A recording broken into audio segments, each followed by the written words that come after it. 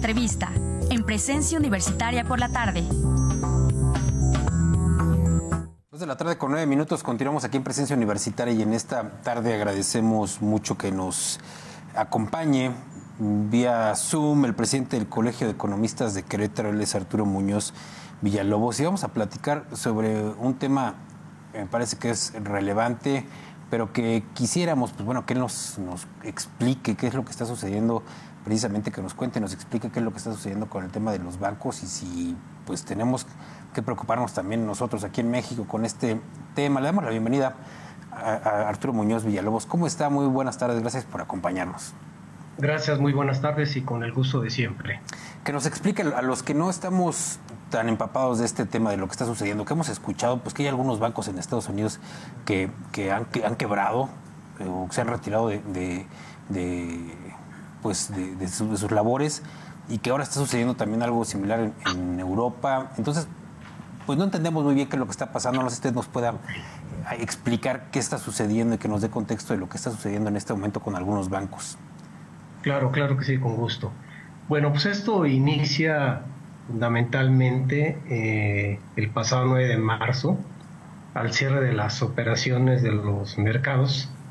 Se corre la noticia que el Silicon Valley Bank se encontraba en problemas de liquidez para hacerle frente a los retiros de sus clientes. Bastaron algunas horas del siguiente día para que se consumara su inminente caída. Los mercados financieros reaccionaron significativamente ante este evento, que quizás no fuera tan sorpresivo.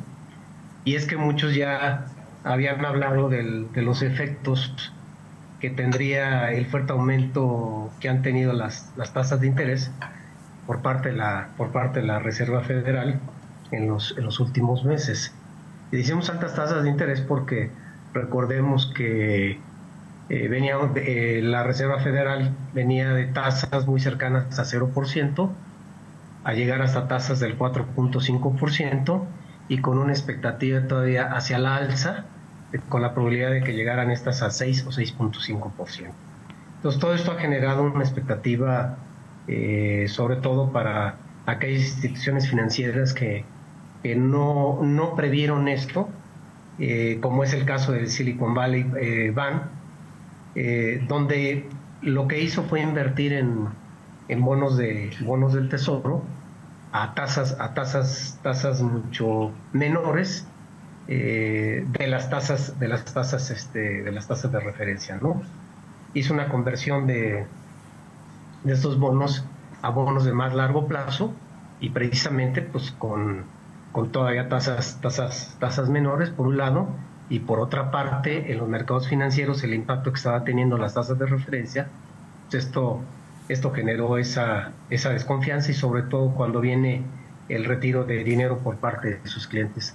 No olvidemos que, por ejemplo, en el caso de Silicon Valley Bank, fundamentalmente pues, se encuentran cuentas de empresas de tecnología, y es ahí donde se empieza a generar toda esta expectativa, y sobre todo si esto iba a tener implicaciones. Algunos iniciaban a generar preocupación, porque si esto era el inicio de la crisis financiera que se vivió en 2008 en los Estados Unidos, aunque es una crisis de otra naturaleza, sobre todo ubicada en el sector inmobiliario, ¿no? Y aquí estamos hablando de un banco regional en los Estados Unidos, y estamos hablando donde sus principales clientes son empresas de esta naturaleza.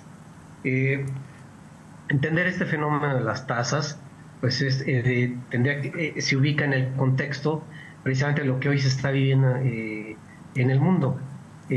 Altos precios, índices de inflación todavía elevados, por una parte, y la reacción para poder hacerle frente a esta elevación de precios, pues está el manejo de la política monetaria por parte de los bancos centrales a través del movimiento de la tasa de interés.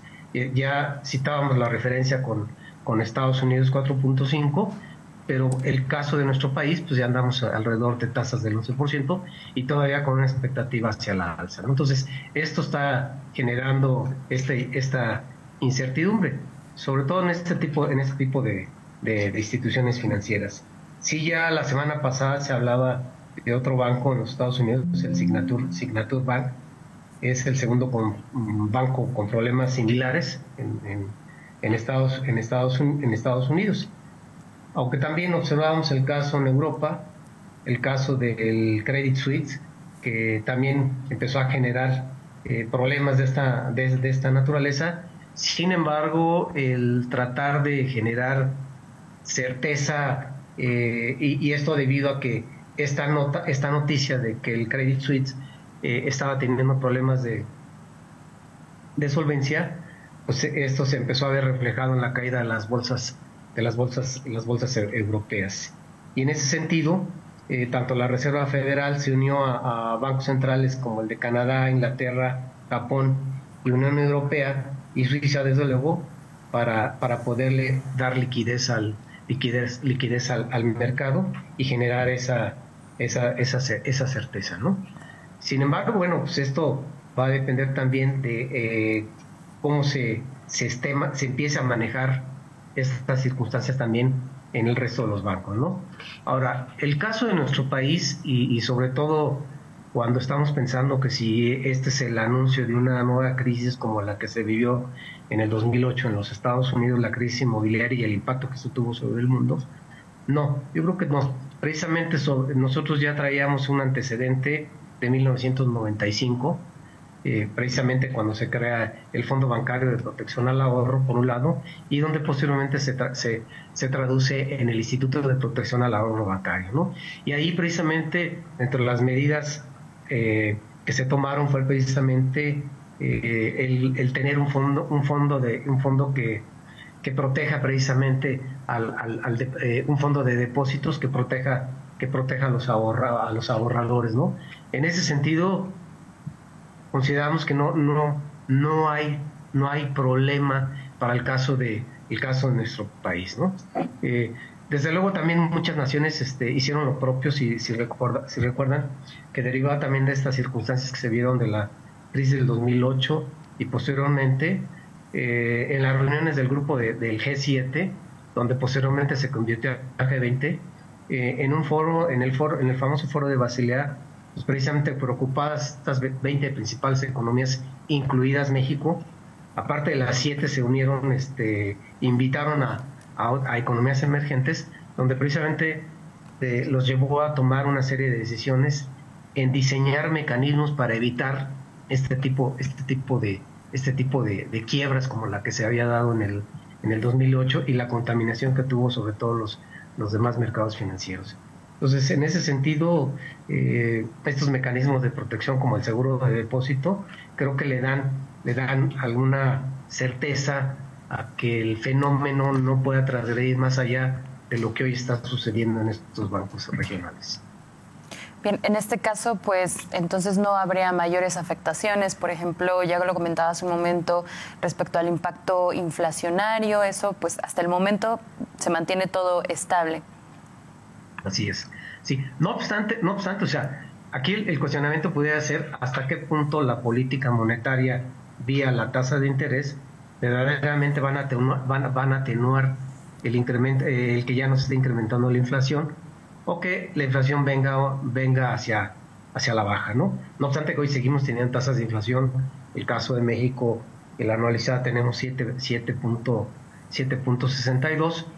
Sigue siendo una inflación alta, pero sin embargo, comparativamente entre febrero respecto a enero, hay una disminución de la misma. Entonces esperemos que el movimiento de las tasas ya sea en una menor proporción. Desde luego, la Reserva Federal anunciaba que en su próxima toma de decisiones de política monetaria, seguramente ellos irán con 1/4 de punto sobre la tasa de interés, y en ese sentido pues también nos expone a las decisiones de política monetaria en nuestro país por parte del Banco de México, donde seguramente por lo menos el incremento de la tasa de interés será de 0.25 por lo menos, ¿no? Ojalá se entre ese rango de 0.25 y no más de 0.50. Ahora, también la última vez que platicábamos, finalmente, maestro, que nos diga, la última vez que platicamos le hacía la misma pregunta: ¿qué podemos esperar nosotros como usuarios? ¿Qué previsiones tenemos que tomar? ¿Qué escenario es el que viene para este año o lo que viene de los próximos meses para el país, y cómo debemos de tomarlo los usuarios? Claro, desde luego, seguimos teniendo tasas de inflación elevadas. 7.62, pues sí es una tasa muy por arriba de la meta establecida en los criterios generales de política económica. Por otra parte, el tratar de atenuar estos niveles de inflación, una tasa de interés elevada, que esto hace que se encarezca el crédito. Y como tal, pues sabemos también de las implicaciones que puede tener un crédito caro, ¿no? Esto pues, nos debe de llevar a reflexionar en que tenemos que ser muy racionales en la toma de decisiones, ¿no? Muy racionales, sobre todo en comparación de precios, en comparación de otorgamiento de créditos, en observar las tasas preferenciales, en observar realmente esa tasa de referencia cuando citamos que es el 11%, y la tasa comercial. La tasa comercial se mueve en función de la referencia, pero las tasas comerciales son demasiado elevadas, ¿no? Estamos hablando de tasas arriba del 57%, 60%. Y no se diga cuando se contrata un crédito, a ese crédito pues se le suman pues, el costo de un seguro de vida, se le suman los intereses, el IVA sobre intereses, y entonces realmente lo que estamos observando, o lo que nos daría la información más objetiva sería cuál es el costo actual total, el famoso CAT, ¿no? Porque ese crédito con tasa preferencial, vamos a citar un ejemplo nada más así muy simple, un crédito con una tasa preferencial del 11-12%, a tasa preferencial se convierte en alrededor del 20-22%, casi al doble, ¿no? Y bueno, ya no se diga en el caso de las tasas comerciales, por ejemplo, en tarjeta de crédito, ¿sí? Si ustedes observan en los estados de cuenta, pues observamos al final con letra chiquita dice el CAT, y se observan CATs de 70, de 80, de 90%, es verdaderamente sumamente elevado. Entonces, estos son los riesgos que implica tener tasas tan elevadas, ¿no? Y las implicaciones que esto tiene sobre el consumo. Perfecto, maestro. Le agradecemos mucho. Desafortunadamente se nos termina el tiempo, pero esperemos tenerlo en otra ocasión para que nos platique y nos explique sobre estos temas tan importantes como son los económicos. Gracias, maestro.